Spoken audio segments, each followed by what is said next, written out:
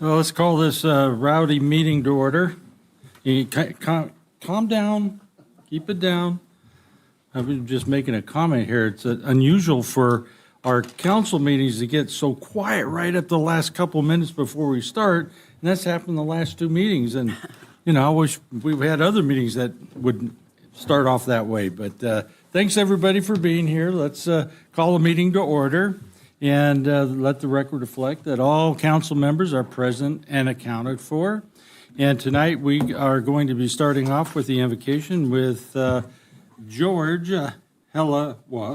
Did I get that close? All right. And he's a chaplain with our fire department.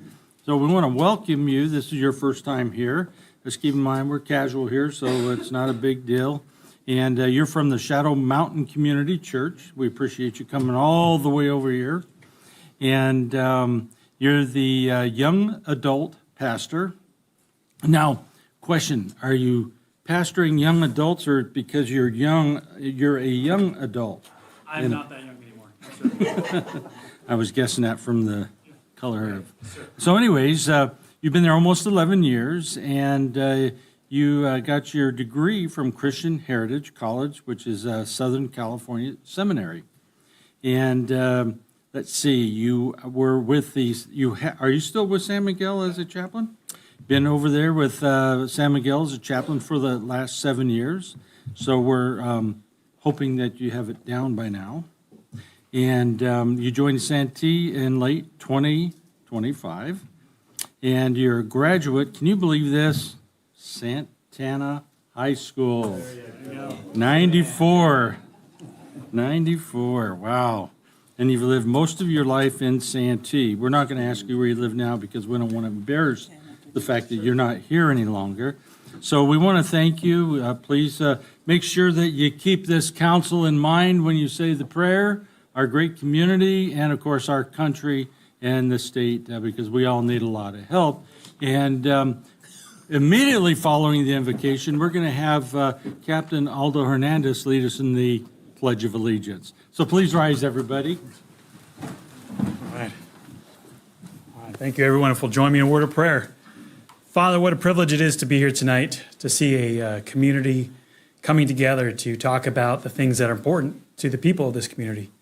And I'm grateful, Lord, that these kinds of things can still happen, that in this country we can have civil discourse, that in this place we can have people who can raise their concerns and they can be heard, and that you raise up leaders to take the initiative and who do the work to do what's best for the community, for the people in it, and to do everything from keeping the lights on and keeping the roads paved to keeping the city safe. So, Father, my prayer today is that you would just bless this proceedings today. I pray, first of all, you bless the city council as they have to make a lot of hard decisions, that you would give them a sense of unity, give them a sense of wisdom, and a clarity of what the right things to do is. I thank you for this community, the people who have come out tonight to share their concerns, to show their support, to ask hard questions. I pray you can continue to give them the courage to seek to do the right thing for their community as well. And Lord, I just thank you for everyone who has come together, that the discourse tonight would be civil, that it would be encouraging, and that Santee will just be a better place because of the efforts of everyone that is here tonight. Thank you for this country that we get to live in. Thank you for this great city. And I thank you for the police and the fire who do all the work so hard each and every day to keep the community safe. So we pray for your blessings, we pray for your leadership, and we pray for this night and give it all to you. We ask it in your son's name. Amen. Amen. Thank you. Captain. Okay, please face the U.S. flag and repeat after me. Ready, begin.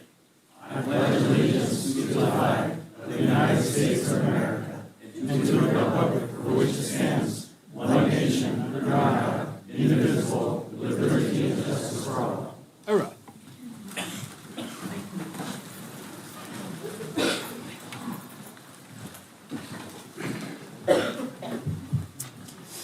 Well, this next item is going to be kind of fun. We're getting an update from the San Diego County Library, Santee branch. Welcome. Thank Been a you. while. It has been a while. I try to get back here once a year to give you kind of an update on the previous calendar year. So I know it's 2026, but I'm going to take you on a little journey back to 2025. So good evening, everybody. My name is Liz Vigani. I am the branch manager of the Santee Library, or head librarian, whatever you would want to call that. And also I have the incredible privilege of leading a very small but mighty team to provide library services for the amazing people of Santee. I'm delighted to be here tonight, and let's talk a little bit about 2025. So first of all, I want to talk about how we make the decisions that we do, deciding which programs we choose, which materials go on the shelves. This is our library mission statement, and these are the 4 guiding principles of our library system: learn, energize, read, and create. So we use these as a framework, and then we also do a very in-depth process of demographic analysis, community feedback. We use our own expert observations to make sure that we are providing services across the board that meet the needs of everybody here in the community. So there are 17,400 library card holders here in the community of Santee, which is a pretty significant number. Over 14,800 of those are physical library cards from your wallet. 2,600 of those are digital cards. So if you listen to Libby, if that is an app that you have on your phone, or you read your books on Libby, that's us. That is the county library. You have a digital library card. We offered 364 programs with 19,000 attendees last year, 114,000 visits to the library, and my personal favorite number, 450,000 total items checked out in Santee. That is almost 500,000 books that were checked out from the library in this community last year. We also had 20,700 internet sessions initiated in our little branch there. 13,700 of those were wired, so that means that people logged onto our computers in the library 13,000 times, well, over, and 7,000 of those were Wi-Fi. So going back to those guiding principles, we promote learning, exploration, and discovery for fulfillment, for personal growth, and we are really a hub of learning in the Santee community for people from birth all the way on till, the end. We cultivate school readiness and try to promote early learning. That's a huge focus of our work here in Santee because there's so many families with young children here. And so this past summer, we did our Kindergarten Gear Up program. That is a program that for children who are going into UTK or kindergarten for the first time, they can sign up.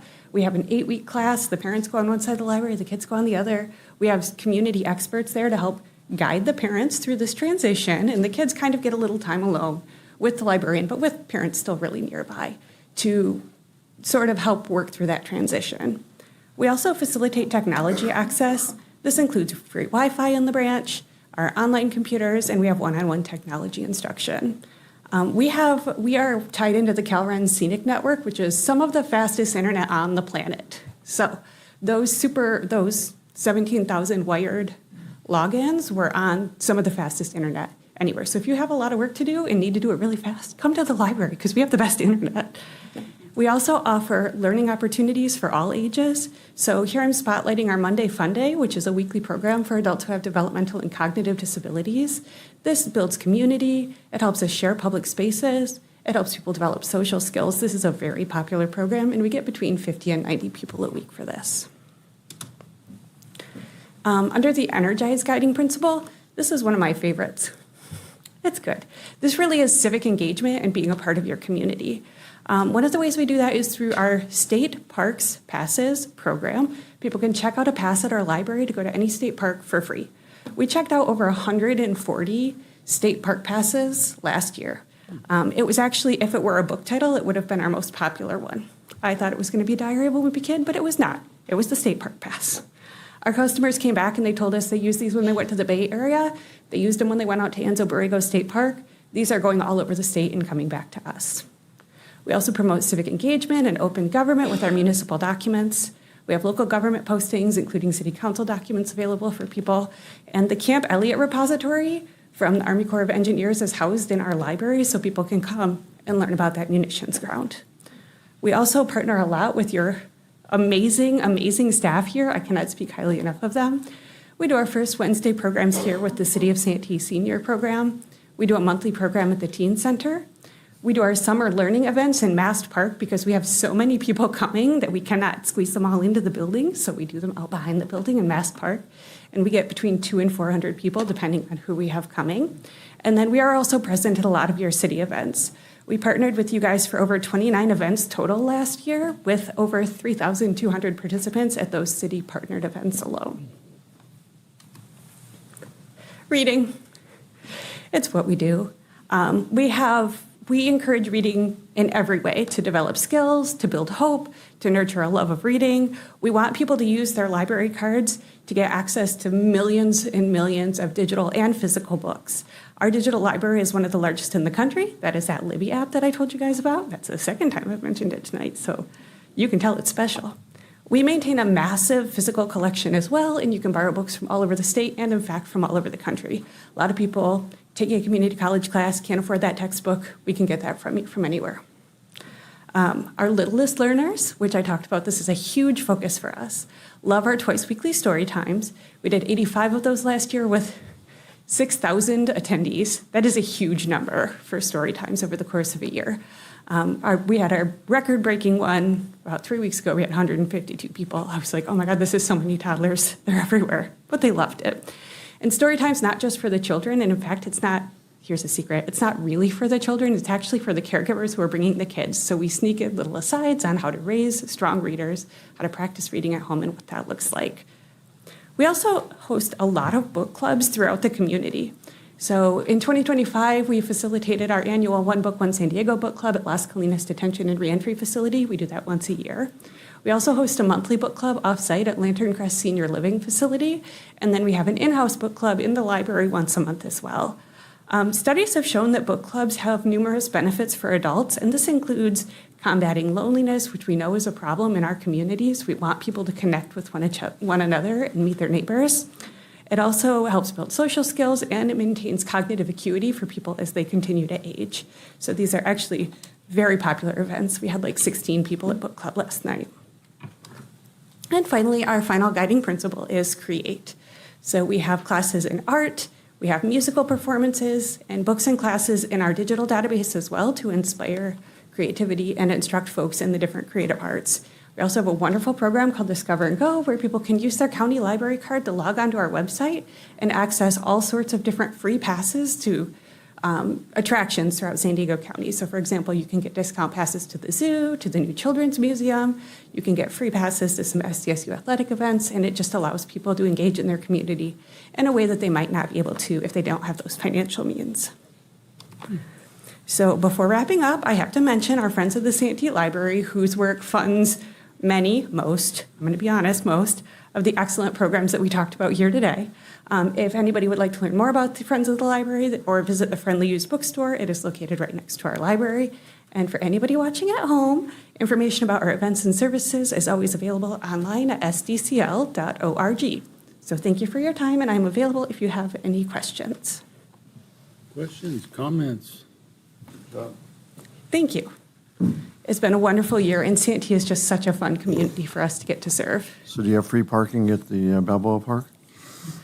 I mean, I think that's a question for the city. Why did you have to go there? Any other questions? Pertinent questions. Thanks a lot. Thank you very Appreciate all much. the I look work forward that to seeing you do. guys again next year, but in the meantime, you know where to find me.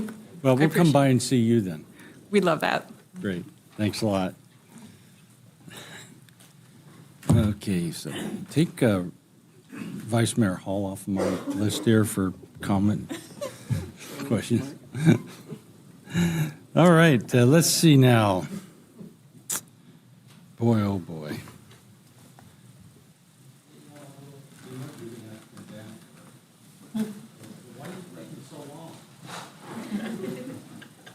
All right. Can you guys hear me out there? All right. Well, you know what? This is always a fun thing for me because I've always got to know the captains probably a little bit better than most just because of my law enforcement background. And so I'll try not to roast you too much tonight. So it's kind of funny that you came to us, and we're used to having a captain here that will put on, you know, a suit and tie.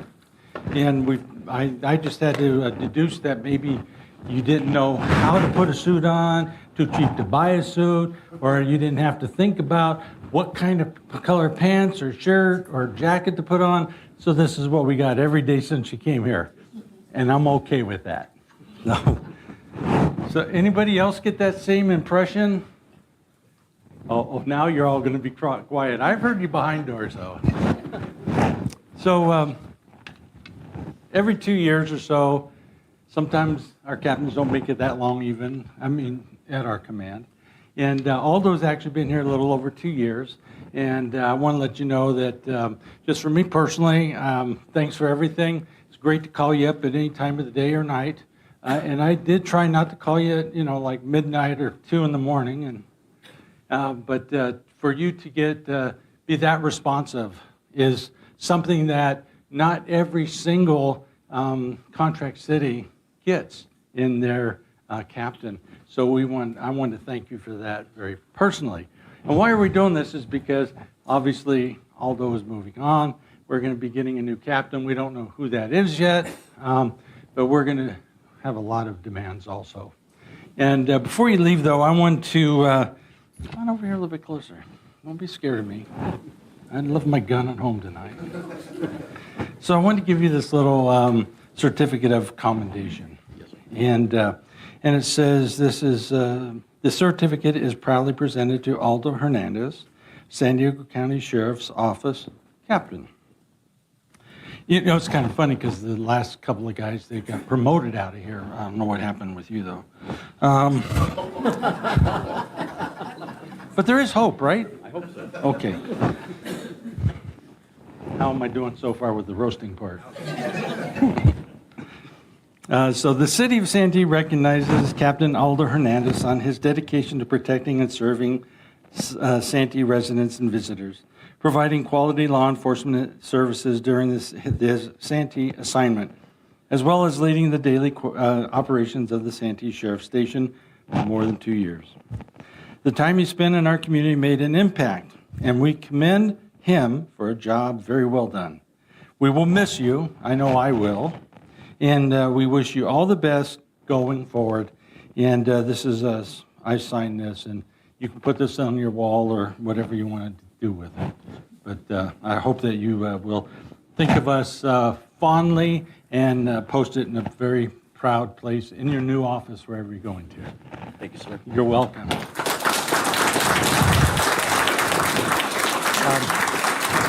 Well, let's see. Council members, do you want to say something before we give you the opportunity? Who's going first? I'll Go ahead. start. Doesn't matter. Yeah, Captain Hernandez, you have been nothing but extremely professional. You've been courteous at every step of the way. You've been absolutely one of the most responsive captains we've had in quite some time. Nothing but the utmost respect for you. You really are just, to me, the epitome of cool.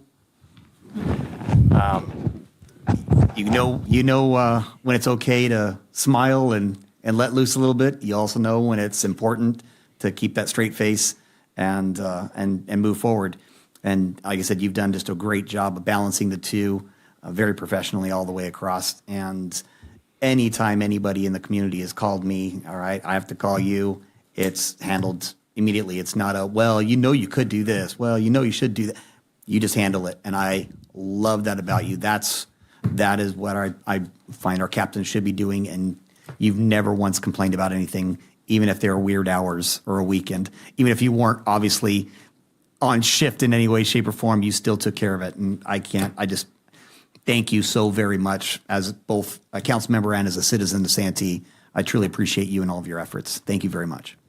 No, before we go on though, Rob, you remember that one captain we had, we called and said, oh, Yeah. well, dial 911? Yeah. It truly happened. Yeah. Big thing going on, we called 911, so we did. Also, I have a witness that I do wear suits. I know council members.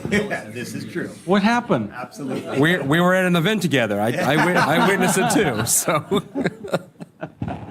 Okay, Captain, I mean, really the same thing. You've heard it obviously from the mayor and from Councilman McNellis, the responsiveness that we've gotten out of you, the for everything that we've always reached out to you. It's been really good. I mean, honestly, we've all gone through a lot of captains here. Most of us have been around seeing multiple captains, and I can tell you the same thing. It's by far your response has been absolutely quick, good and what we need. And, we take a lot of pride in our community, guys. Santee is really important to us. So having a captain that understands what we want and what we want done, even though we're a contract city, it's very important to the five of us that they understand the things that we want to make sure that how this community is operated. So passing that along to your deputies, obviously, and how things should be in Santee, it's important to us that culture that we have here. So thank you for buying in and That's a good word. yeah, Buying in. Thank buying you. in, yeah, because we've had captains that, like you said, haven't bought in and told us to call 911 instead of calling the captain, so we appreciate that. I do. Thank you. And I'm going to miss you as well so much. You're an amazing man. I remember at the Special Olympics, you carrying the torch for the kids, the things you do for our community, so valuable. The responsiveness, I feel the same way. No one measures to you so far, my time up here, but you're also just super friendly. And you always have a smile, and I love that. And when I'm here at council meetings, I always feel safe when you're here. So thank you for that as well.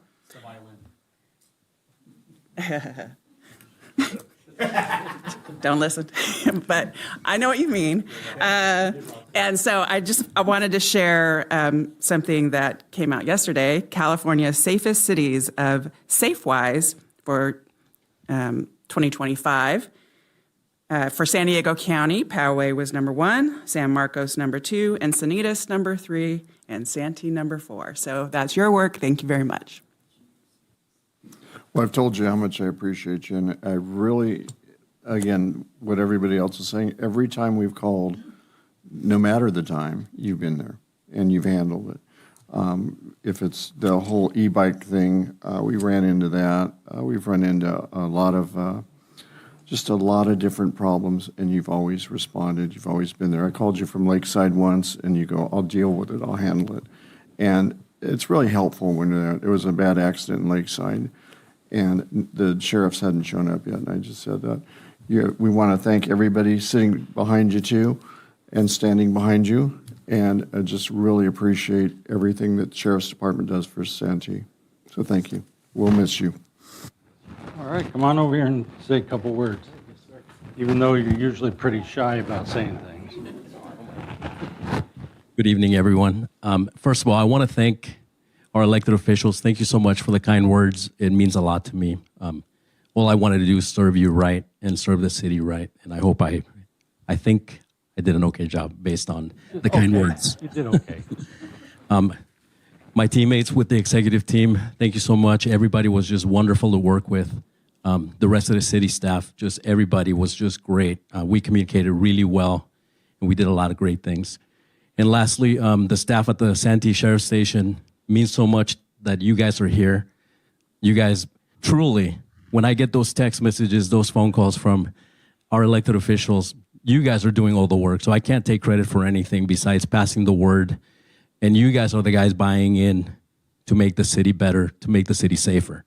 I know every city has its problems, but I'm I'm really proud to say that the city of Santee has very low violent crime, and it's thanks to our staff at the station. They do an amazing job. Our volunteers, thank you for being here. You guys are amazing. And it's been a great 2 years, and I'm going to miss every single person that I worked with. So thank you. You are welcome back at any time. Thanks, sir. You're welcome. Semper Fi, brother. Thanks, sir. Come on up here. Let's get a picture. Come on up, everybody.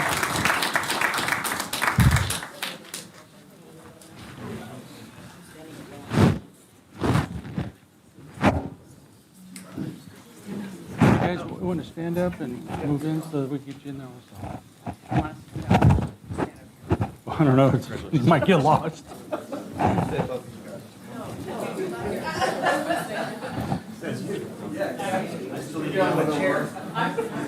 You said stand on your chair? I need to stand on my chair still.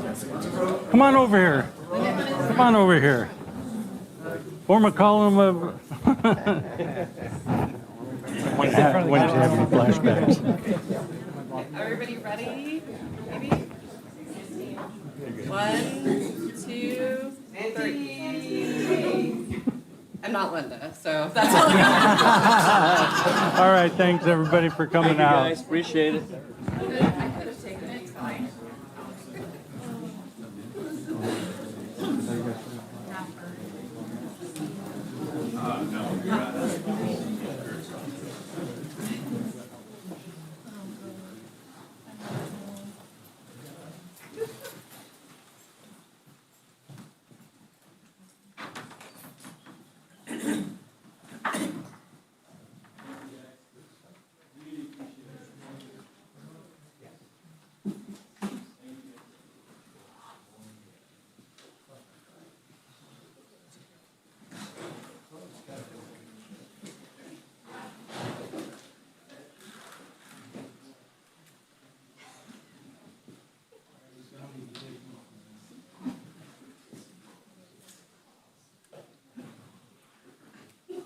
You know, this is really kind of the fun part.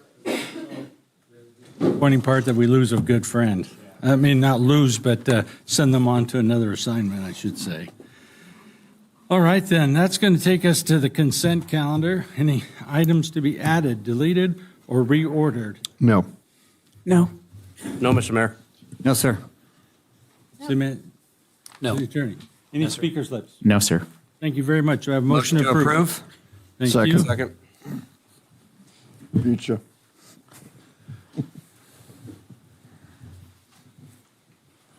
Motion carries unanimously. Thank you. That takes us to the non-agenda public comment. Do we have any speaker slips? Yes, Mr. Mayor, we have 4 speakers. The first is Parita Javier.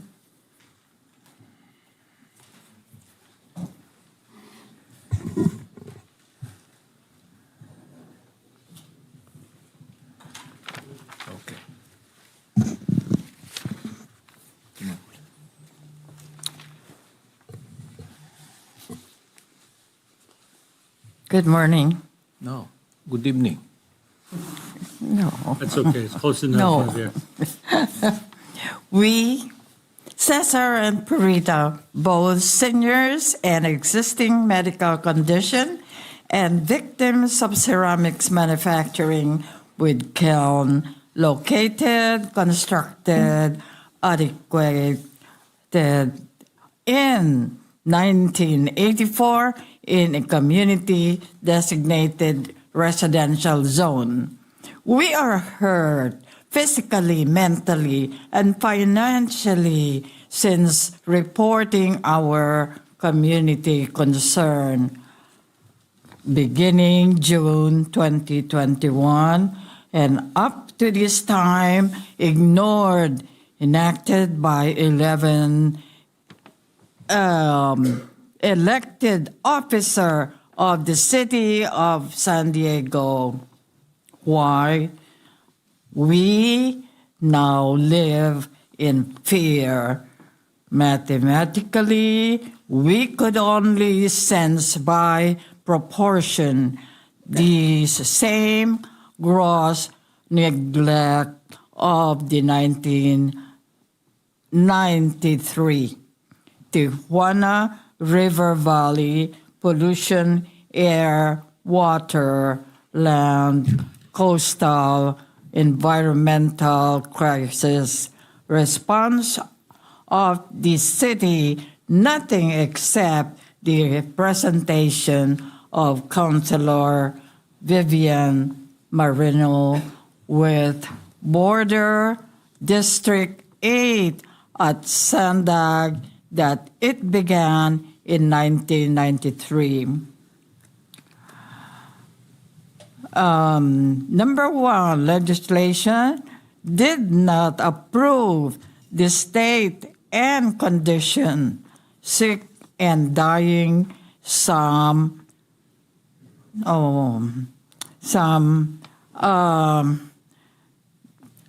since the crisis. Councilor Campillo declared that for reason of unintended consequence, money to be spent for Medicare, cure, care, nutrition, hospitalization, etc. Number two, since the regional took office, not a specific health and human services for the victims and or cleaning of demand. The next speaker will be Cesar Javier.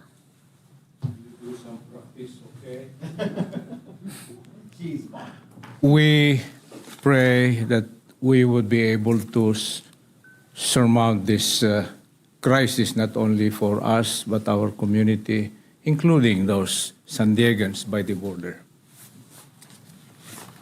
No hint of concern, not even a single centavo or cent that is allocated for the victims.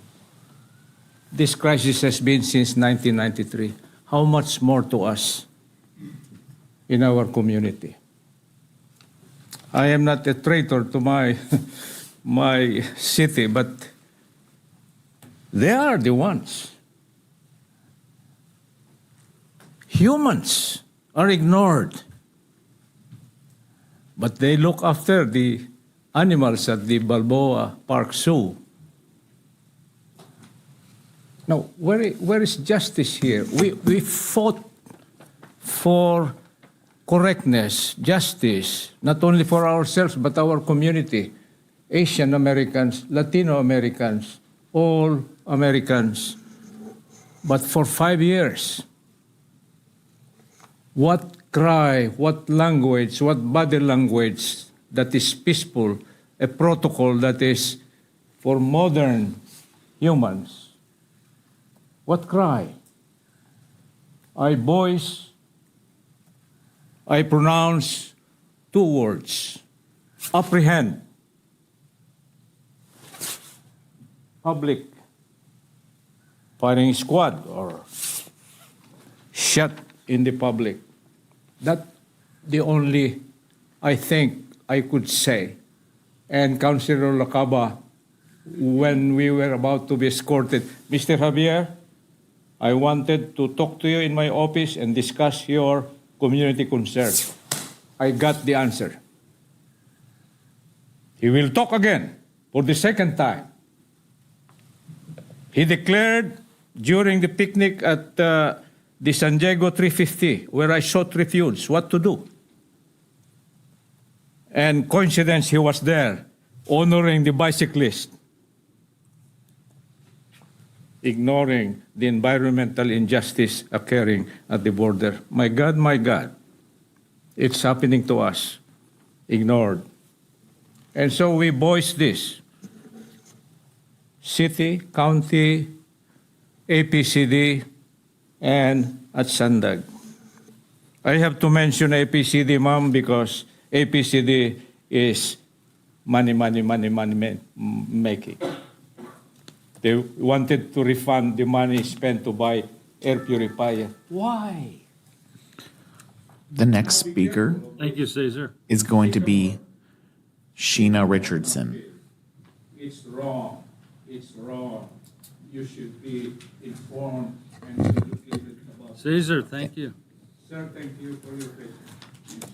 Thank you, and may God bless us all. Thank you.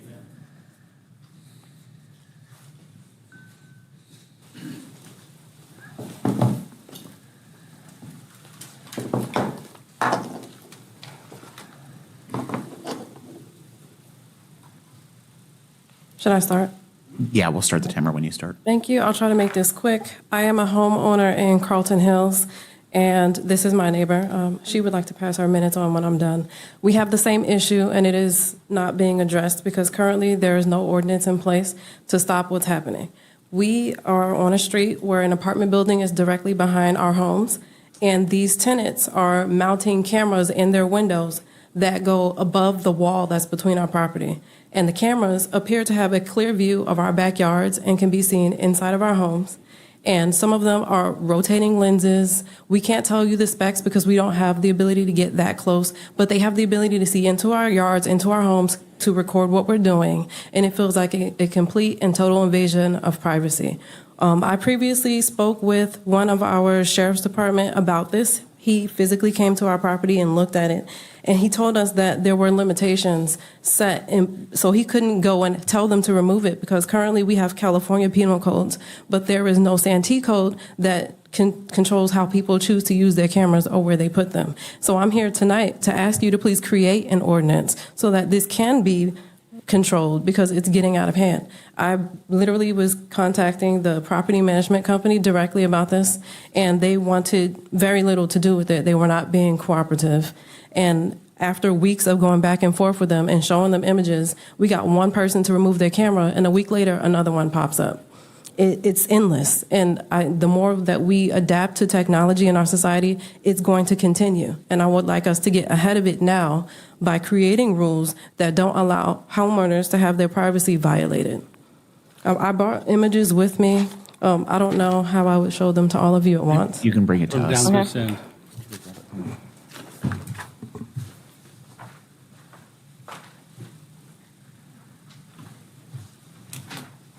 The images that I just handed to her are 3 different instances, 2 different cameras, 2 different units from the same property management company.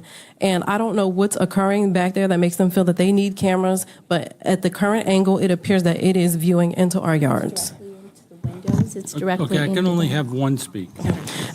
Yeah, it literally, when I showed it to her, it was disturbing. It is. And the house to my right has children. We don't know if there are more cameras in the building that's directly behind their home and if they can see inside of their windows and what they're choosing to do with the footage or the visibility that they have. It does not seem appropriate, and I would like City Council to please intervene. Is it the property manager's cameras or is it the tenants? No, these are individual tenants. The property management does not have cameras, and I even said to them, if you put in your own cameras at ground level, maybe your tenants wouldn't feel that they need to install their own, and that was not heeded at all. So with my remaining 7 seconds, I would like to say that homeowners have a reasonable expectation of privacy for our backyards and inside our homes, and that should be considered. Great, thank you. The next Did you speaker, put- Charlene Julian, correct? Yes, that is our next speaker. Yes. I'm almost done Okay, with. hold on, you can't pass on your time to her. You have to speak yourself. Oh, okay. So what am I saying exactly? You can tell them about this. Okay, so she's gone ahead and she's done a little bit of research, and actually she's informed me. And we're talking right now about the California Penal Code S647J. It's invasion of privacy. And this is the most critical statute for your statement. It makes a misdemeanor to use a camera or any recording device to view the interior of a room or area where a person has reasonable expectations of privacy. If a neighbor's camera is angled to see through your windows into a fenced backyard, which we have, that isn't visible from any street, they may be in violation of this criminal code. Number 2, the California Civil Code 1708.8 is a physical and constructive invasion of privacy. The laws provide a path for civil lawsuits. It prohibits constructive invasion of privacy, which occurs when someone uses a visual or auditory enhancing device, like a high zoom camera, to capture images or sounds of private, personal, or familiar activity that they could otherwise capture without trespassing. So using technology to peek over fences into private zones is legally recognized as an offensive intrusion in California. We would like to model a new ordinance based on the California codes. Thank you. Can you leave that with the clerk so we can Yes. have it looked at? Yeah, would. And they got the pictures of the cameras looking into our homes? Okay, thank you. Any other speaker slips? No, sir. Okay, before we go on, Sean, can Yeah. we, maybe take a look at that and see what we can do? Yeah, sure. It's the first time I've heard of this, so be happy to take a look at it. sounds I mean, I think as the speakers noted, there are existing laws likely Right. that maybe just need to be enforced, but we'll take a look at it. Okay, great.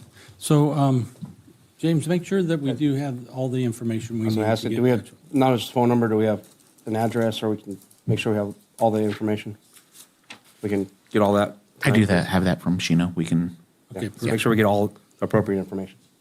all right, great. It's a fine line. We all recognize it's a very fine line because, some people want cameras out to protect their own property and see who's coming and going from theirs. And it may or may not be that they're trying to look in your backyard. It's very possible. It may also be that that's not their intent. It's just the only place that they can place that camera so that they can see. I'm just throwing stuff out there. So it's everyone on my street has them all looking out, and it can see other yards besides theirs. They're not looking into the yards. They're protecting their front driveways, and it may catch more. So it's a really fine line, but let's see how we can walk it. Great, thank you very much for bringing that forward. Appreciate it. All right, that takes us to item number 8, which is a public hearing to review Community Development Block Grant, also known as CDBG, and home program performance and identity community development needs for the 2026 program, year consistent with the 5-year consolidated plan, and finding the action is not a project subject to the California Environmental Quality Act. You guys want to hear this? You just want to pass it on? Just kidding. Good evening, Mayor, Vice Mayor, and council members. Brittany Gores, Senior Management Analyst with the Planning, Building, and Engineering Departments. This item is the first of 2 public hearings for the upcoming 2026 grant cycle for the Community Development Block Grant Program. As part of this presentation, I'll provide an overview of the CDBG and home programs. I'll review current program performance and summarize projected funding and the applications received by the nonprofit service providers for the upcoming 2026 program year. It's at this meeting that applicants will address council regarding the contents of their proposal and to answer any questions you may have. Staff will then return at the next council meeting scheduled on February 25th to continue the public hearing and to request direction on which activities to fund for the next program year. The CDBG and Home Investment Partnership Programs are federally funded programs administered by the U.S. Department of Housing and Urban Development, also known as HUD. HUD provides grant funding on an annual basis to states, counties, and local jurisdictions to implement their community development projects and programs. In order for the city to continue to receive these funds, we are required to adopt a 5-year consolidated plan, which council approved last spring. The city's consolidated plan identified affordable housing, community services, infrastructure improvements, and community facilities as the top highest priorities to Santee residents. Each year following the adoption of the CON plan, the city is required to hold 2 public hearings to address current program performance, community needs, and funding availability. After council provides direction at the second public hearing on which activities to fund, staff will then prepare the annual action plan to demonstrate the city's ability to meet the goals and priorities of the CON plan. The annual action plan will then be submitted to HUD for approval prior to the start of the next program year, which begins on July 1st. The objective of the CDBG program is to assist in the development of viable communities by improving housing, infrastructure, and economic opportunities for low to moderate income populations. Eligible uses of CDBG funds include public infrastructure, public services, and program administration. HUD has not yet announced the city's allocation for the upcoming program year. However, staff estimates based on the average of the allocations of the past 3 program years that the city should receive roughly $349,400. Staff anticipates that HUD will notify the city of its entitlement funds by either May or June of this program year, or this year. For the Home Investment Partnership Program, this program funds states and local jurisdictions' housing programs that benefit low-income populations. The city is currently part of a consortium with the County of San Diego and 5 other cities in which the county receives the federal home funds to administer a first-time homebuyer loan program on behalf of the cities. As a CDBG requirement, the city must evaluate program performance. This table here summarizes the City of Santee's goals for the 2025 annual action plan and the progress made to date. For program administration, which includes fair housing services, the city and CSA San Diego projected serving 110 individuals in the current program year. To date, 100 residents have received fair housing services, which includes in-office counseling and tenant-landlord mediation visits. For public infrastructure, the city proposed installing 39 ADA pedestrian ramps in the current program year. To date, all 39 ramps have been installed in the neighborhoods west of Carlton Hills School and the Chet F. Harriet School. For public services, the nonprofit service providers anticipated serving 15,589 individuals. To date, 8,845 individuals have been served in the first 2 quarters alone, keeping providers on track to meet this goal by the end of the current program year on June 30th. The city's current providers include Crisis House, Elder Help, Meals on Wheels, Santee Food Bank, Santee Santas, and Voices for Children. For the Home Investment Partnership Program, only 1 first-time homebuyer loan was issued for the City of Santee in the current program year, with 16 loans issued countywide within the first 2 quarters of the program year. The number of loans issued countywide increased in the first 2 quarters from the prior year, which may be attributed in part to the slight decline in mortgage or interest rates in 2025. On December 5th, staff issued a notice of funding availability in a local publication. We also posted the notice on the city's website and it emailed interested parties. In response to the NOFA, the city received 8 applications by the January 12th deadline. This table here shows HUD's funding caps by activity category, with the maximum of 15% of funding to be allocated for public services and 20% of funding to be allocated for program administration. HUD has not yet established a cap for public infrastructure projects. However, staff estimates the remainder of funds, or 65% of the city's entitlement funds, to go towards the ADA pedestrian ramp project. And then this slide here summarizes the 7 applicants who submitted proposals in the public services category, along with the funding amounts requested and the amounts allocated in the current program year. As shown in the right column, you can see that the 7 applicants requested a combined total of $143,000 in CDBG funding for the upcoming program year.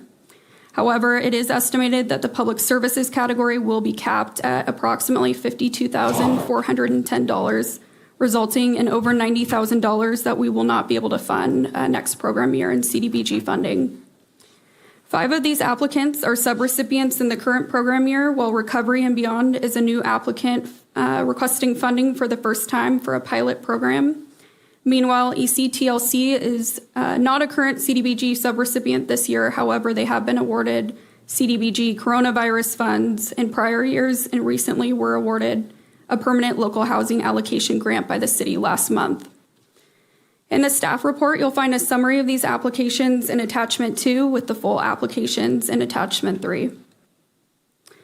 And then this table here shows the proposed administrative activities, the amounts requested, and the amounts allocated in the current program year. A copy of CSA San Diego's application is also included in attachment 3 to the staff report. And finally, this slide shows the proposed public infrastructure funding for the next phase of the citywide ADA pedestrian ramp project. This figure, again, is just an estimate and subject to change depending on HUD's final allocation. And staff recommends that the council open the public hearing, receive testimony, and continue the public hearing to the next council meeting scheduled on February 25th. On February 25th, staff will request that council provide direction on funding for each CDBG activity for the upcoming 2026 program year. That concludes my presentation. Available to answer any questions you may have. Great, thank you. Let's go to our speakers on this. The first speaker is Rebecca Rader.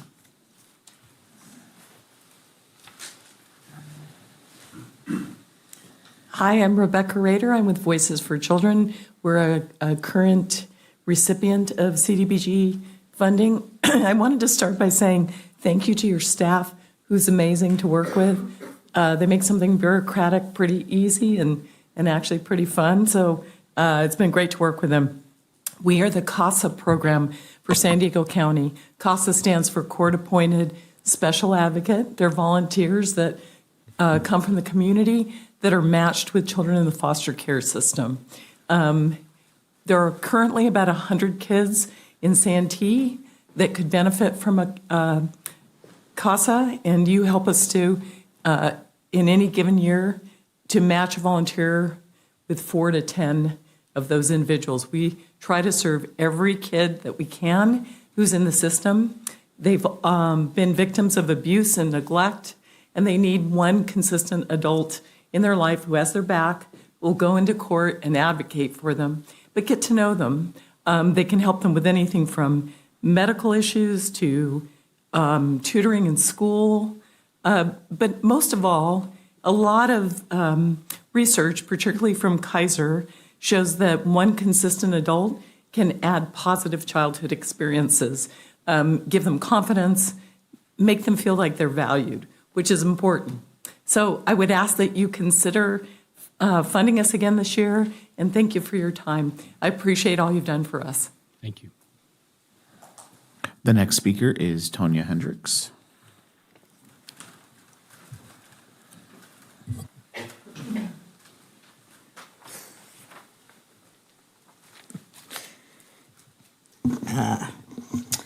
Mayor Minto, Vice Mayor Hall, and City Council members, Santee Sanis thanks you for your generous support of our work through the Community Development Block Grant.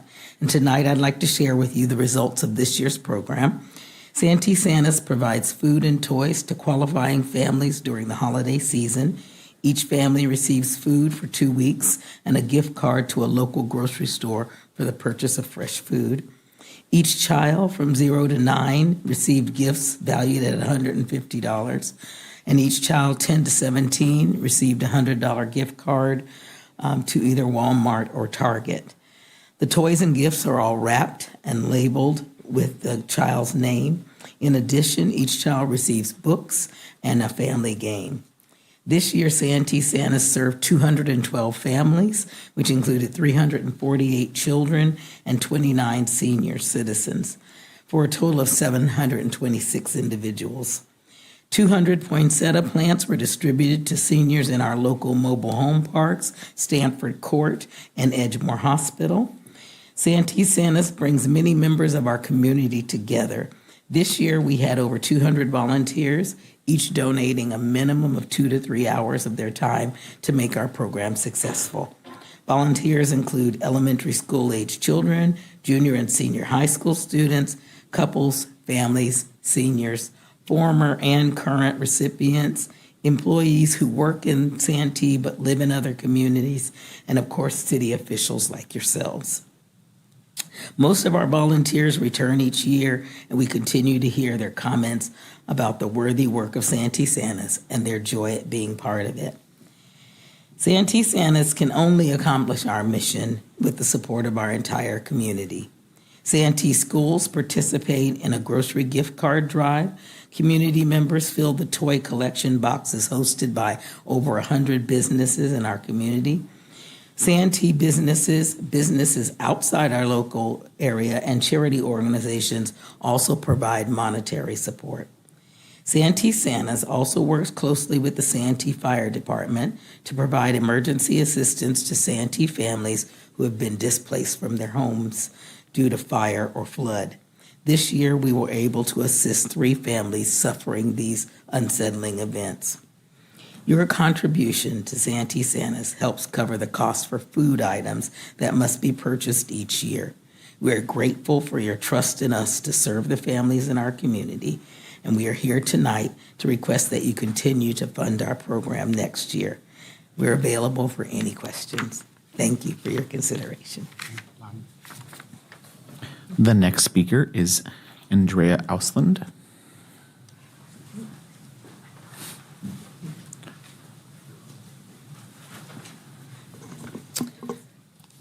Good evening, council members. Thank you for having me here today, and thank you for your continued support of the seniors in Santee. My name is Andrea Osland from Elder Help of San Diego, and our mission is to empower older adults to age with dignity and independence in their own homes. For over 50 years, we've been the only organization in this region providing this level of a comprehensive, in-the-home, coordinated approach to senior care. Currently, we're serving 20 Santee seniors and 33 mobile home pantry clients who are now staying independent because of your investment.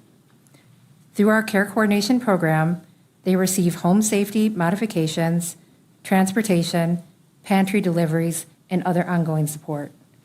Our costs range from $250 to $400 per month per client, depending on what services they receive. And we do not charge for these services. They're provided on a voluntary donation model. For these seniors, we're the difference between a doctor's appointment made and one missed, between fresh groceries and going without, between health and sickness, and between connection and isolation. In the first 6 months of this fiscal year, we provided nearly 4 times more rides to Santee seniors compared to last year, and our care coordination clients have increased already by 10%. Across all of our programs, Elder Help clients are 8 times less likely to fall and 12.5 times less likely to be hospitalized compared to the county average, which allows our clients to stay in their homes up to 8 years longer than the national average, saving seniors and their families costly long-term care costs. We respectfully request your continued partnership to expand this vital work and serve more Santee seniors who need us. Thank you. Any questions? The next speaker is Tim Ray.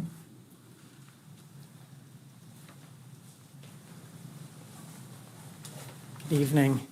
I'm Tim, and I'm with Meals on Wheels East County. First of all, I want to thank you all for your continued support of Meals on Wheels over the years and recognizing the importance of our service in Santee.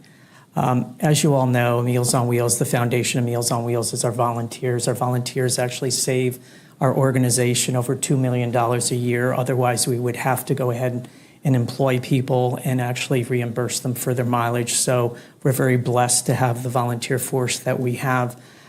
Meals on Wheels were more than a meal. Not only were we providing a healthy meal, but more importantly, we're actually providing connection. Many of our clients have no families, no friends, no contact with their neighbors. So it's our volunteers that are actually making those connections. So they're letting the seniors know that they're being seen, they're being heard, and they're never being forgotten. So I just want to thank you all for your continued support and also for supporting these other wonderful agencies and the great work that they're doing in the community. Does anyone have any questions? Thank you so much. Enjoy your evening. Thank you. The next speaker is Dennis Martins.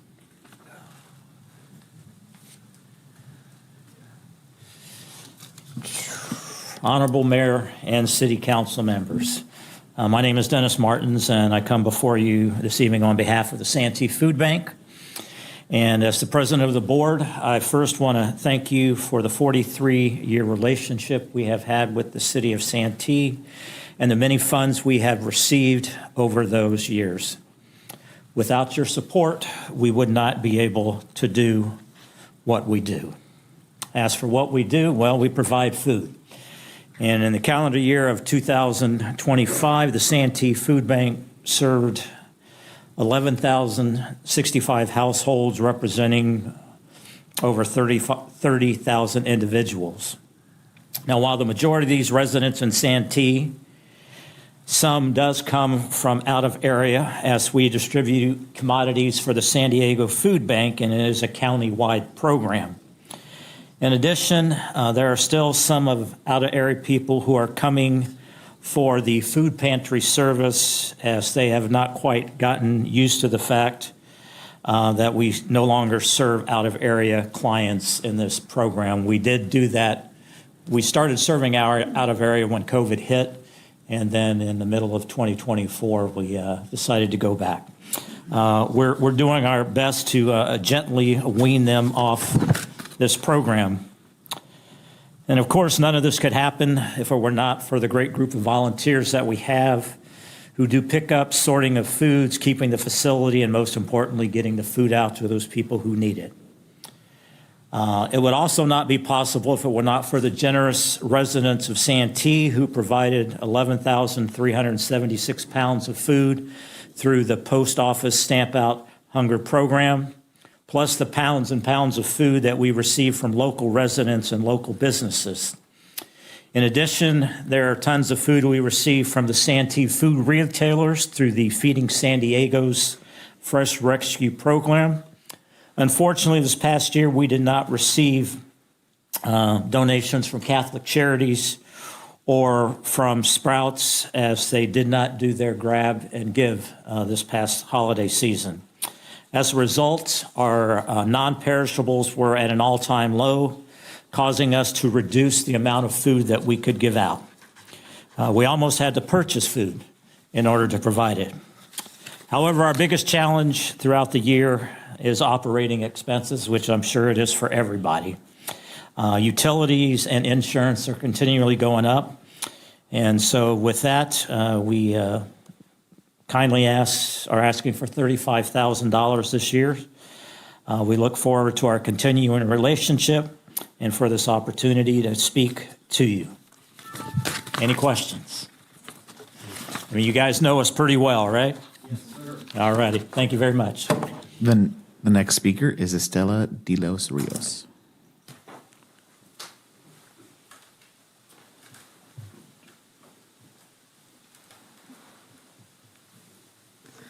Good evening, Honorable Mayor and Vice Mayor and all council members. My name is Estela de los Rios with CDSA San Diego County Fair Housing. We've been providing fair housing since 1969, so we've been around for several years. First and foremost, thank you so much for the collaboration, the partnership. It's wonderful working with Santee and especially coming to these meetings with Mayor. It's delightful. Thank you. So I'm here to, first of all, thank you, but also to request, again, to provide services again. We provide tenant-landlord mediation, counseling, sometimes preventing homelessness in many cases. We provide services, veterans, disabled, families, and throughout the years, we've also done outreach. We've attended the Christmas lighting in Santee, and we're looking forward to the Bunny Trail in April. And we also work with the mobile home parks with John Hosick, you all know, and Buddy, rest his soul. So I would like to continue those services, and I'm open to any questions. Thank you so much again, and I look forward to continuing to be your fair housing provider. Good night. The next speaker is Carrie Irwin and Layla Head from Recovery and Beyond.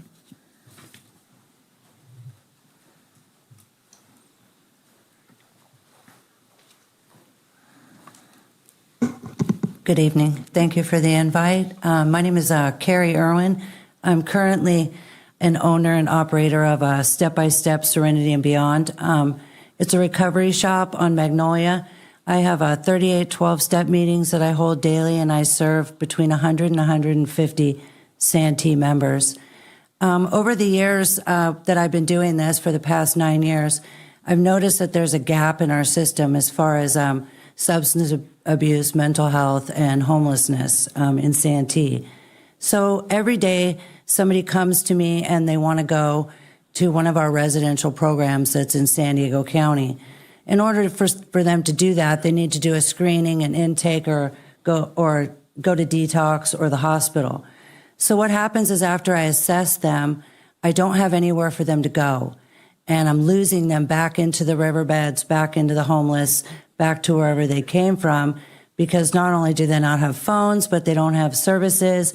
And so if I tell them, come back tomorrow, I'll help you, they usually don't come back.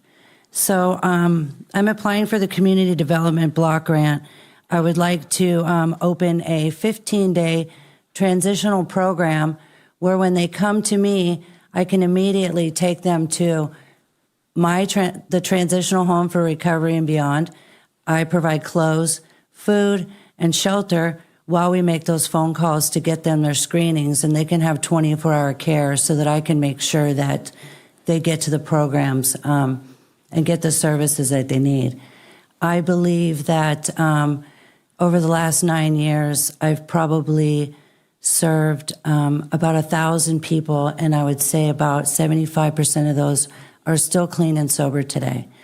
This would have a huge impact on Santee. It would help eliminate the homeless population, and it would make people feel that they actually had a chance at, getting clean and staying clean. So with this grant, I have my business now, and half of it is allocated for recovery and beyond my square footage at my location here on Magnolia. So I would like to extend, expand, and I can't fix everybody, but I sure can help one at a time. So that's what I have. Thank you. So Recovery and Beyond, it's about homelessness prevention support. We want to help protect our community by reducing crime rates, by reducing homelessness on the streets, and giving the homeless population an opportunity to have a life of dignity and hope. It's going to be an incredible impact in the community if we're awarded this block grant money, because it's going to go to good use and help the community and help these people get housed, and they can become productive members of society. So thank you for your time. Before you walk away, Nick, I want you to connect with Nick Wave, make sure they know who you are, because we operate a homeless working group here in Santee. Okay. And we don't know how this is going to turn out yet, but even if you weren't given any money, you could hang out with that group, and you would probably find some other resources to help you out. Okay. Because a very dynamic organization, and they are actually helping a lot of people do exactly what you're talking about doing. Great. What was the name of the group? It's the Santee Homeless Working Group. So what's the third Tuesday? Thank you. Yeah, it's a city it's here. Organization here. Great. We meet right here where you're at. Perfect. Thank you so much. I have a question too, real quick. Yes. You're next to Sprouts, then I assume, right? I'm next to Smart and Final, right behind Subway. Smart and Final. I'm sorry, I apologize. Right on Magnolia. One of those three. I've been at that location for 2 years. Prior to that, I was across the street from the Sheriff's Department since 2013. Right. Yes. I recognize that. I noticed when I was looking at this, so you're looking for homeless. Is this, it said as a pilot program? Is it operating now? Yes, I would like to open a home. Okay. What I do now is when they come to me, I have taken money from my business. Usually I can find a sober living in the area to house one of my clients. It costs about $250 a week. I've been doing that for 8 years. And so I'd like to have my own home so that I don't have to pay out of my pocket for somebody to go stay in a sober living. And most of the homeless community needs a higher level of care. And they're not interested in going to East County Transitional? I do take a lot of people to East County Transitional. Wherever we can get somebody in quickly, ECTLC they usually have beds, is. that's why. They do. They do admissions every single day. So that's very easy, but then I can't go in there and help them get into Pathfinders or Freedom Ranch or one of the other 12-step programs. Okay. Well, I still want you to get hooked up because I think we can help you do what you want to do. Okay. Thank you. Thank you. The final speaker is Cesar Javier.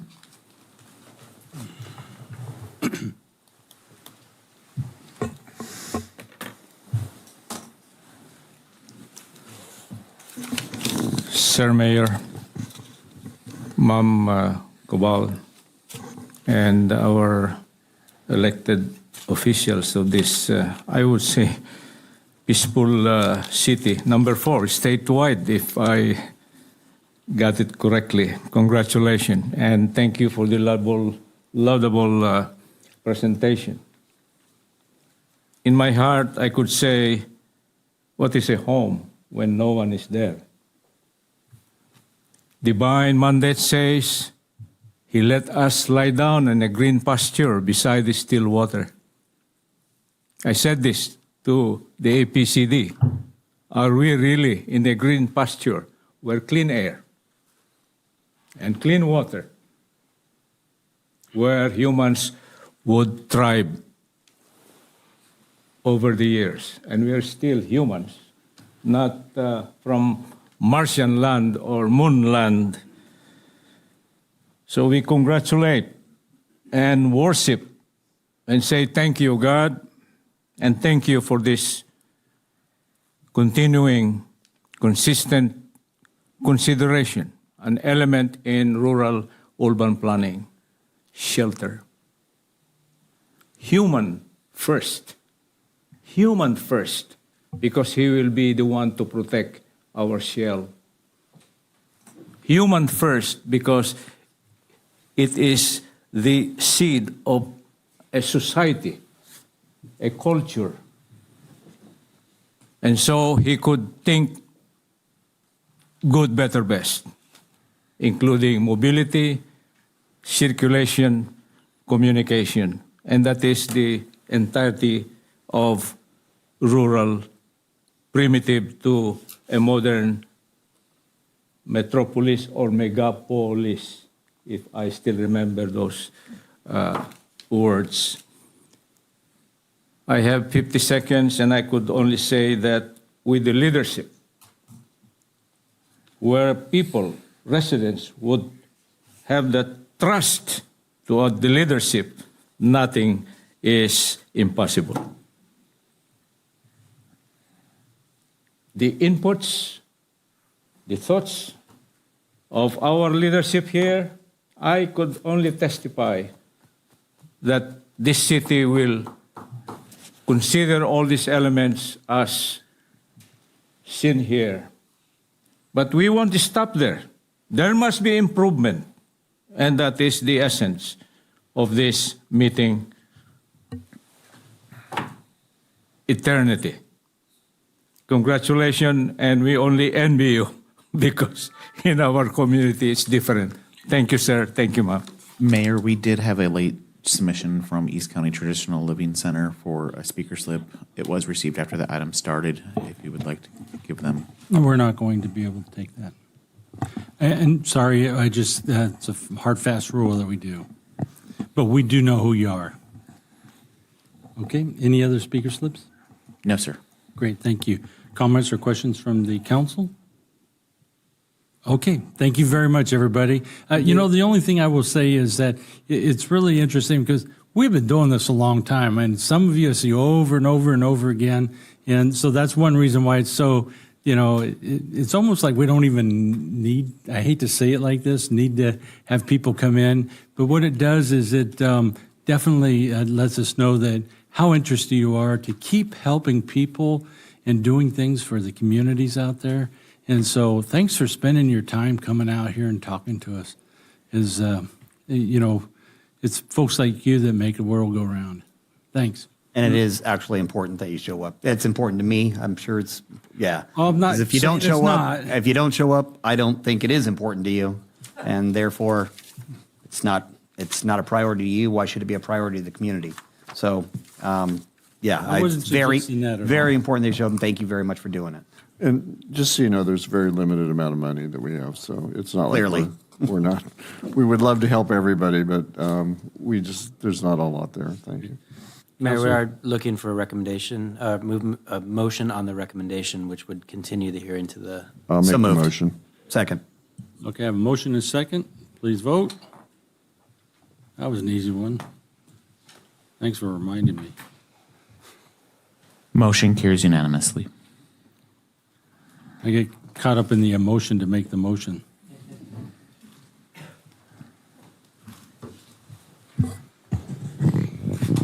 All right, that takes us to item number 9, which is continued business. It's an update on the 4 selected retail commercial cannabis businesses.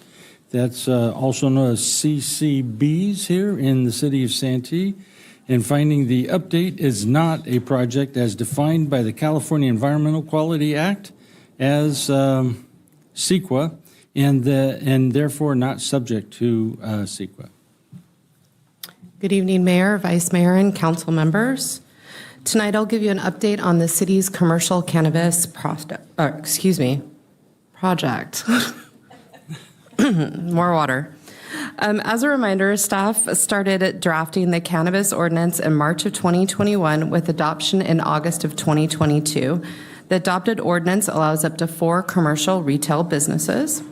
The development of the application process began in November of 2022, including development of the procedures for the 4-phase process, securing a background services provider and an appeals officer, as well as determining the fee structure.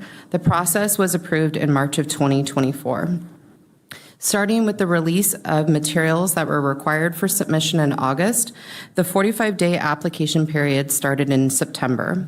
Between September and July, staff determined eligibility, reviewed and evaluated applications, and conducted interviews. The process culminated with the City Council selecting the 4 businesses in July. The community benefits agreements were negotiated with the 4 selected commercial businesses and approved by Council in August. To show you where the 4 selected businesses are, you have Buzz to the far west, Flight somewhat in the center on Cuimaca. You've got Santee Project LLC, also known as Dr. Green Thumbs, and Green Reserve to the far east. Please note that council's selection reflected a variety of factors, including location and safety, but council did not approve specific development plans for each site. In accordance with the ordinance and procedures, the building permit process is within staff's authority. Staff is evaluating plans based on the municipal code requirements and in a manner consistent with the design proposals that were included in the applications. Unless council clarifies staff's authority tonight, staff does not believe it is authorized to approve floor plans or design adjustments to major features contained in the applicant's proposals, such as, for example, elimination of a secure lobby. So I'll start with Buzz. It was identified that a revision to a previous development review was necessary to reflect the colors and materials that were shown in their application. Staff worked with the applicant to ensure that the revision was processed concurrently with the building permits, and the revision and the building permits have been approved and the project is under construction. Additionally, we have received word that their state license has been approved. For Flight, staff is reviewing separate interior and exterior tenant improvement plans against what was submitted by the applicant during council's review. There is a desire to remove a lobby and increase security systems and processes to reflect their preferred operations. Staff is awaiting their proposed security enhancement. Staff's authority to accept such an adjustment is not clear, and this is where staff seeks direction on this authority. For Green Reserve, we've gone through 2 rounds of building permits and provided comments to the applicant.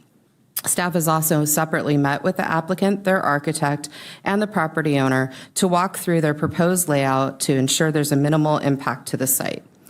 Revised plans were submitted yesterday and are currently under review. The state has also indicated that they have submitted their license and they're currently in review.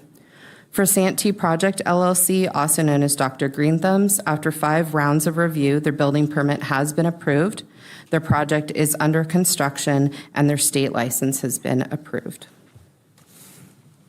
This concludes staff's presentation, and we're available to answer any questions. Thank you. I have no speaker slips. Laura? Yes, thank you for the report. I seem to recall with Buzz that the reason why we agreed to a different lobby, a non-traditional lobby, is because they had biometric access and automated ID verification. So it was basically it was a very high-tech lobby design or entrance, I guess, into the building. Can you elaborate on what they have and what Flight is asking for, or have they even asked you anything about? Flight hasn't submitted in their enhanced security procedures, but in reviewing what Buzz provided, both in their application and to the council through the hearing, they agreed to armed security guards with 24-hour surveillance with dispatch and audio capabilities. Those guards would be stationed at the reception area and inside the retail space. They would greet customers and direct them in. They also discussed their Veriscan system, so how they check for IDs and they track people that are within the system. They talked about their AI facial recognition software and that it's connected to an iPad and they get notification on their phones if somebody, needs to be escorted out or something like that, if there's anything that's suspicious that happens. Additionally, they mentioned that their owners are on site daily. They had a third party that reviewed their site plan to look for what we call CPTED, so community policing principles. They also have roll-up security shutters, frosted windows, a secured check-in area. It's not a lobby, but it is an area that's secure that people have to go through in order to move through the space. They also have perimeter fencing, and they mentioned off-street parking. Okay, so for me, at a minimum, if Flight wants to make a change, they would have to meet that standard, what you just described. Okay. Anybody else? Well, I didn't make my decision based on that specific point of having a lobby or not having a lobby. In fact, I think I actually prefer not to have the lobby areas. I prefer it to be more open, so when law enforcement goes in, they get a direct view of everything that's going on at one time immediately. So I actually think it's safer going the other direction, which was my preference. Remind me later. Which was my preference to begin with. So I don't have any issues with them removing this. Obviously, the more safety issues that they have, the more enhancements that they do to their security, it only helps them in their business, and that it helps this, the city as a whole make sure bad actors aren't going in there. But the lobby part was never an issue for me to begin with, so I have no problems with it. Thank you for the update. So kind of when we went through this process and selecting the applicants, it's kind of very similar. We were told not to base our decisions about floor plans, building plans, because that was going to be the staff's purview. So I'm actually kind of in disagreement of you. It is actually in your authority to make these decisions. You have the authority to approve or not approve, where it is. I'm not sure why we're getting held up on a change, because we didn't approve the applicant based upon their building. We did the applicant based upon their validity of the business, the individuals, the people, and their plan, but not the building plans. Does that make sense? Mm-hmm. I understand what you're saying. Okay. Ron? Safety, security, inside and out is my top priority. You know what? I'm in agreement with this. For instance, I know that the sheriff is reviewing the plans to make sure they do comply CPTED, crime prevention through environmental design, right? That there's not going to be a problem. Are you looking at those plans at all, Captain?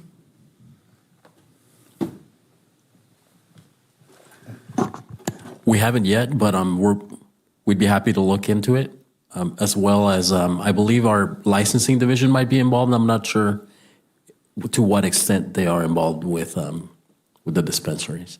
Yeah, Sheriff's Department has provided the background services, but the site plans that were components of the applications weren't reviewed by the Sheriff's Department.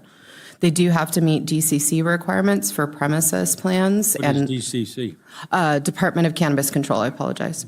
So they do have to meet state requirements related to how they're configured, and then we also have specific requirements within our municipal code about what can be on the inside of a dispensary. Well, how they're configured, is there a minimum safety and security level?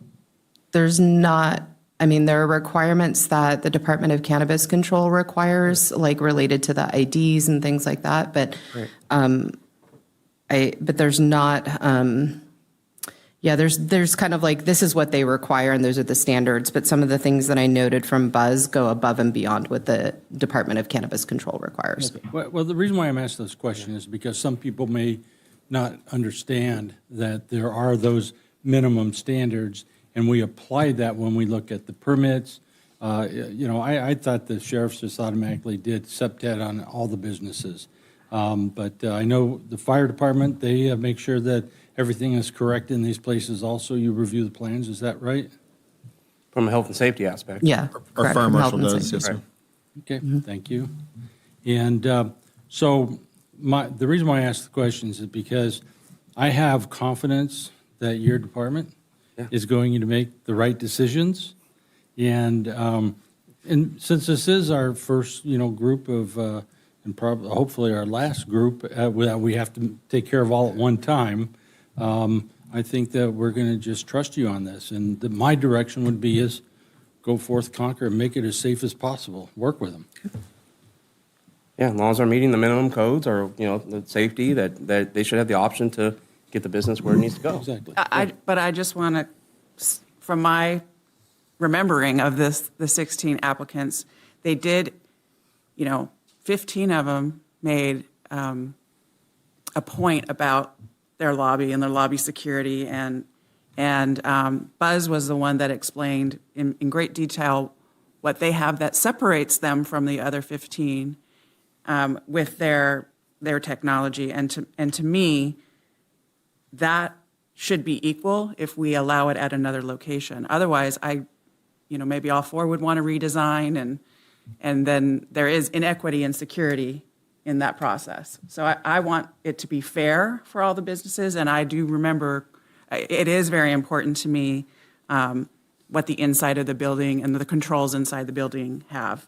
So if we want to have it back with staff, I just want to make sure that my point of view is heard on that, because it is very important. I think it was pretty clear. I never like the word minimum, and that scares me anytime I hear it. We hear it on the streets.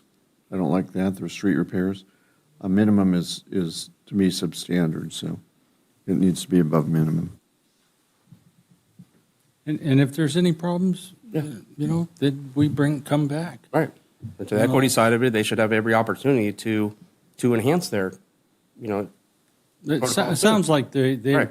well, we haven't even heard it yet. Right. I mean, seen their plan. Right. But I think the question tonight was find it more hard to believe that they're going to come in here with some. I think council, I think we have the direction we were looking for, which is. The question was if staff has the authority to make Yeah. that decision or not, and we're basically telling the staff does to get to where we need to get to. And to be clear, though, that this is a staff ultimate decision. Yeah. There isn't an appeal to the council on this Right. issue. So we did want the feedback that we received tonight, and I think we appreciate it, and staff will take it on board, and we're waiting, obviously, for more information, and we'll see where that goes. But we All right, appreciate it. then. Thank you. Well, let's say that we receive the update. All right, then. So that goes to another round of non-agenda public comment. Any speaker slips? No, sir. Great, thank you. Let's go to city council reports. Start down there with the vice mayor. Done. Laura? No report. No, okay. Not for me, Mr. Mayor. Rob? It's not so much a report as just some words. We've all heard and very saddened to hear that Chief Maddox has passed away. And I hope maybe at our next meeting that we adjourn in his honor. He was a great leader for our fire department for a number of years, and a member of our fire department for much longer. He's going to be sorely missed and greatly loved. So very sad to hear the passing of Chief Maddox, but appreciative for the time he gave us. Great, thanks. So I'll be going to Berkeley. Yeah, don't make me say it twice. Your school of choice, Berkeley? Would you please just stop saying that? for the League of California Cities Board of Directors meeting. There's going to be quite a few issues up there that we'll be talking about, especially all the newest legislation coming out. We're going to get a little update here in a minute from the city attorney. And are you going to talk about that other issue for the city managers thing that we had talked about, or? I guess so. Well, the taxation thing. Is, yeah, because I don't, you remember more of the details than I do. But what I'll do is I'll lead this off by talking about, everybody remember when, well, not everybody was here, so I know Rob was here, when we brought in HD Supply, and we made that great deal about the, getting all the tax that comes in because that's where it was just, well, I don't remember. Okay, well, okay. And so in that HD moved from West Sacramento, and so that meant West Sacramento no longer got the revenue. So that created a new law because they went to their and stopped us from that kind of thing from happening again. Well, there's a push now, and correct me if I'm wrong, Wendy, there's another push to change that again so that there's a 50-50 split. Right, and that certainly would reduce the amount of revenue that some cities like ours would get. Did I get any of that right? Can I just jump in for just to get the history right? So we did have. Thanks a lot. Well, no, it's important. So we had an agreement with HD Supply. They elected to move to the city of Santee because they expanded from their San Diego business. There were certain requirements in that agreement related to the business here in Santee. And then the business made other decisions not required by the agreement that brought additional business to Santee.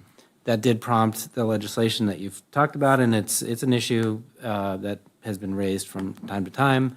But our agreement has always been and is now consistent with all legal requirements. Great. Thank you for helping clear that up. So how this came to my attention is there is apparently a city manager's taxation working group that's part of the League of California Cities. They have been working for a number of years on potential changes to state law and the split on online sales tax. They are bringing forward a recommendation to the League board in Berkeley. And we were contacted because unfortunately this legislation has both winners and losers, which to me, I haven't worked for the California League, but I work for the League of Arizona Cities and Towns. And I personally don't feel the League should be in the business of working on legislation where there's winners and there's losers. I think they advocate on behalf of all of us. Now, if this change were to happen, it would actually require a state constitutional amendment.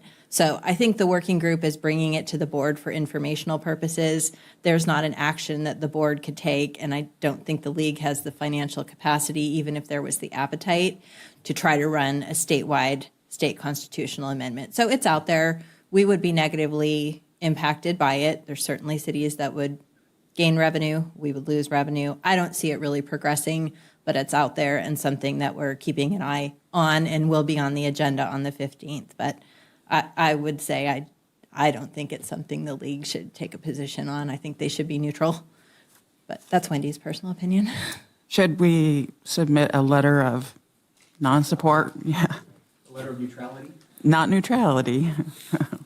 I don't think we have enough information to be submitting a letter in opposition. We were contacted by a city that's trying to rally some support. I think they have not even double digits on the number of cities who have signed on. I think it's really early. I don't think we need to take a position. Yeah, I've read their suggested letter, and it is a little bit early for us to do that. They have a sample letter, and it's just too early for us to get involved in that.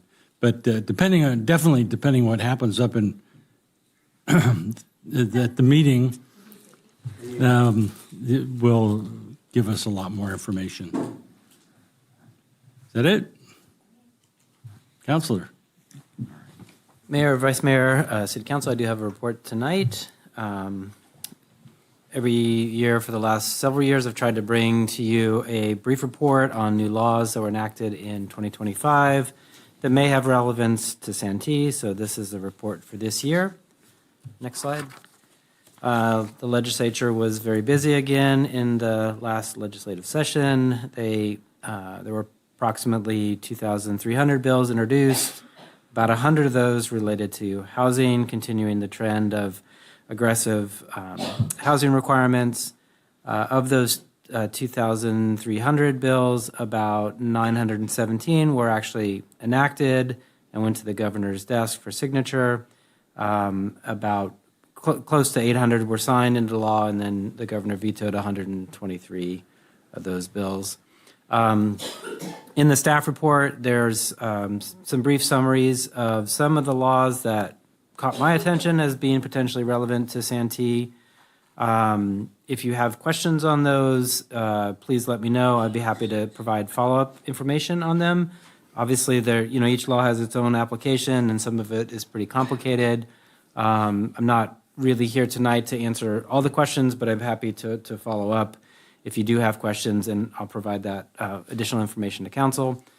I did want to highlight 3 pieces of new legislation tonight that will have an impact on Santee and should be something we're all aware of. Next slide. The first one is SB 79. We've talked about this several times already, and this is a transit-oriented development legislation that is designed to increase housing density near certain transit stops and also decrease the amount of local oversight through creating ministerial processes for qualifying housing projects.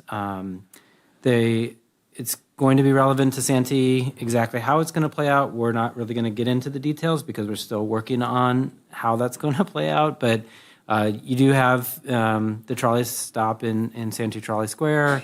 And then what that means is in certain radiuses that are still being kind of fine-tuned, how you calculate those, there are certain densities that can be achieved that are reflected on the slide within a quarter mile and within a half mile. And so, basically it could be some very large buildings that, at least in theory, could be developed in a fairly streamlined process. A couple things to note is this is not completely taking out of the city hands. You're still allowed to look at objective development standards. So things, that are critical to Santee in terms of public safety and things like that will still be within our control. And then regional issues like the airport land use consistency will be still required. CEQA will still be a component of the review. But, with a certain site, it may result in a denser project with a height limit than your zoning ordinance currently allows. So something to watch. We'll be working with staff and continuing to kind of bring issues to your attention, but it will be very specific to each project. So we're going to have to let this process play out. I do want to highlight a couple things. If you read the legislation, there are two potential kind of local implementing options. And staff looked at these. There's one which is an ordinance that really is sort of a very specific temporary ordinance that is basically intended to kind of implement SB 79 through local ordinance. You have to go through the HCD, the Housing and Community Development Review process, and get input on it, and you have to do that very quickly. Staff's conclusion is that it's really not a benefit to Santee to pursue that, and that staff is basically going to implement the requirements of the legislation through a checklist process, and that would basically be the defaults under SB 79. Longer term, there is some ability to develop what's called a TOD alternative plan. And in this plan, transit-oriented development. Basically, this would allow you to potentially shift some of the intensity or the density. The area basically the maximum density that would be allowed still has to be honored. But if you wanted to sort of move it to different locations, so that's something to look at. There's no timeline specifically to that, so it could be something that you look at in the future. But as of now, this is like a lot of the new housing laws, it's going to take some time to figure out how it will be implemented, what some of the rules are, because there's ambiguity as always in these things. But know right now that staff is diligently working on getting ready to implement this if needed. Next slide. Another big piece of legislation that's going to very much impact the City Council and how it operates is SB 707. There's a host of changes to the Brown Act and transparency laws, but really the one that's most important for you is as of July 1, you're going to go essentially back to the system you were operating under during the COVID period, where you had the ability, people had the ability to present testimony and public comment through a two-way telephonic or an audiovisual process. So the city clerk is actively working on options for you to meet this requirement. You don't have any discretion about having to meet it, so you're going to have to meet it, but it is telephonic or audiovisual, so there's some options in that regard. Do we have the option to choose one or the other? Yep. Okay, So you could audiovisual is definitely Yep. the direction I would like to see us go. Okay, and the clerk will be bringing back options, and there'll be kind of a broader discussion about that, but it will change the way you operate. Now, how significantly, who knows? I mean, some communities, if you remember during COVID, were getting hundreds of comments, every meeting. I think we had significantly less, but, I think it's something that will change the way the meetings will go, and we'll be working with the clerk's office to implement that by the July 1 deadline. And then the last bill I wanted to highlight is another one that is kind of specific to, if we go to the next slide, to Santee staff and to elected officials, and it has to do with ongoing Sacramento desire to have you trained on many, many issues. This bill, SB 827, expands the requirements of ethics trainings, which you already receive and have to comply with, but it expands that down to department heads. So they'll have to receive that training. And then there's a new kind of subject matter, which is fiscal and financial training, that will also be included and as a requirement. So we'll be working with the HR team and in finance and kind of working to make sure that we all receive the training we need, including in this new area of fiscal and Does this financial. apply to state legislature too? Yes. Yeah. Oh, sorry. None of this ever applies to state. Sorry, I misheard what you said. But yeah, no, they never make this applicable to state folks. Or not just cities that don't have a balanced budget. That's right. Yeah, exactly.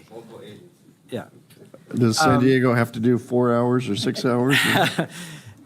So They can do if we go to the next slide, the one thing, there's some kind of the themes that have always kind of been out there. Erosion of local control continues, and unfunded mandate issues continue. The one thing we did want to raise that's a little new tonight is we did want to ask the council whether you would be interested in not only receiving this type of report after the fact, but developing some kind of high-level legislative policy. You had a discussion earlier about potential bill and whether we weigh in or not, and you do have a lobbyist in Sacramento. I think you could probably enhance the level of service that you're getting, through kind of working on a legislative policy that gives clear direction, again, at a high level, from council about what the city manager should be watching for, working with the lobbyist on. And so we did want to raise that question, and then we would be coming back to you if you're interested with some proposals of, what that policy would entail. And then that would give us guidance throughout the year to identify bills that are important, bring those to you earlier so you can know about them during the process, weigh in if you feel like you need to, and then obviously things that are passed I'll continue to report on. So that's the feedback we did want to get tonight if you're willing to provide that. Maybe to add on to the concept of a legislative platform, I think it could be something that would be very basic and could last for years. It wouldn't necessarily have to be specific to certain types of legislation, but to the issue of legislation that impacts local control. That would give us the opportunity when Kat Hill with the league, and I'm sure all of you get the same emails, when she fires something off that said there's something going to the floor tomorrow, can you all contact your legislators or weigh in on it? If we know definitively it's going to erode local control, we've got that direction from you guys that we could act on that quickly and work with our state lobbyists. So it could be something that would be in place for a number of years. We could look at it every once in a while that you might want to, but it wouldn't necessarily need to be something we'd need to bring back at the beginning of every session, is how I would envision it, if council's on board with that. Well, I would like a before tomorrow notice. Say that again? It's going to go to the legislature before tomorrow. I'd like to know, like, next week, if possible. Obviously, some of these things go up very quickly, but I do think, like, for example, you wouldn't have to revisit it every year, but in the report that I give, well, I could put it up as a slide, you can comment on it and then I could try to sort of identify bills more specifically consistent with your platform. So it could be a living document. But I do, we do struggle sometimes because obviously there's a lot going on. They pop up quickly. And I know the mayor sometimes will, use his authority that he does have to sort of represent a position of the city, but it really is the mayor's position. And so, this would maybe be a little broader for the full council, for example. The one advantage also to this is that if we're able to hear early enough, we can give direction to our lobbyists in Sacramento to place our name on a list, because they will represent a number of other cities throughout the state. And so if you, the more jurisdictions you have to either support or oppose a bill that is detrimental to our local control or whatever it might be, or that enhances our local control, we want to be part of that coalition that says, yes, count us in. Because there's a difference between, five-row governments, city governments, trying to make a point, where the other 180 cities in the state are going, doesn't bother us. We're okay with it. But we want to be on one that is definitely going to, protect our interests.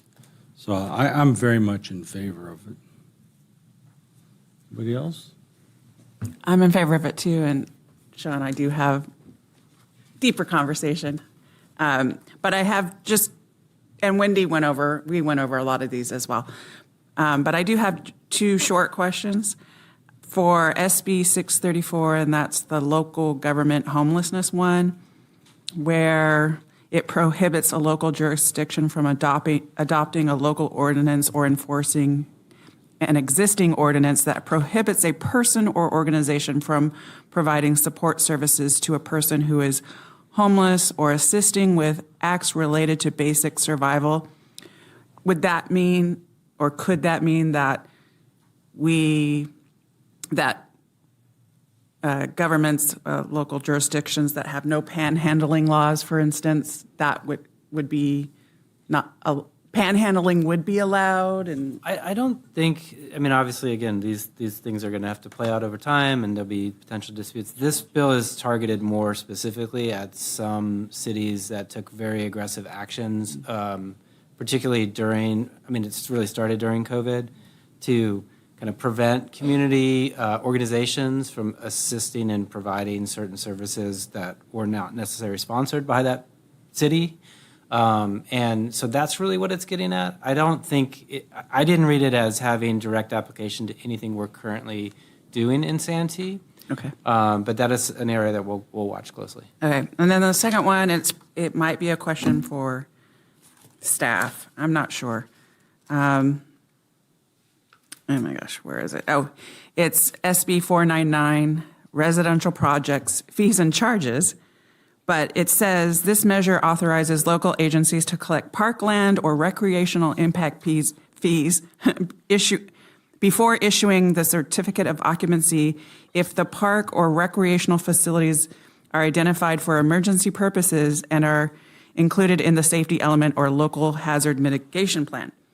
And, you know, I think first there's the San Diego riverbed. There's water in it sometimes. And then Santee Lakes, there's water in it all the time. And we do use that water, to put out fires. So I don't know who that question is for necessarily, but I don't know if Carl, it looks like he's wanting to weigh in, but I would definitely need to get back to you on exactly how that's going to implicate Santee. Again, that was one that seemed like it could come into play at some points in time, but it wasn't one that seemed like a burning issue that I was worried about immediately. So I will follow up with you on that, but I don't know if anyone else has any comments. No, we'd have to do some more research on it, but Sean, maybe we can team up and look at it and see if we can come up with something. Okay. I can also ask our lobbyists to do some research on it and find out which naughty city did something that created new state legislation that impacts all the rest of us. Yeah. So I think I sent you guys some questions over the weekend on it. The high hazard severity zones, we have a lot of those in Santee. Is that going to affect some of the development? So there are, so with regard to SB 79, there are, again, through some of these implementing procedures, temporarily there are ways to limit the application of SB 79 in certain high fire severity zones. Again, that's something I think staff can weigh in on more, but it's that where SB 79 would apply, although obviously it's near the river, it didn't seem to be beneficial to sort of try to pursue that through this kind of temporary and somewhat onerous process. Yeah. And it's definitely a different environment than some of the more directly high fire severity zones where there's more direct interface. So I think that's kind of where we're landing on. We can that. deal with it when it comes up. Yep. It's not a big deal. So I'm just curious. Yep. Anybody else? All right, thank you very much. Thank you very much. Appreciate the time. All right, that takes us to closed session. And that is with existing litigation regarding a workers' compensation claim.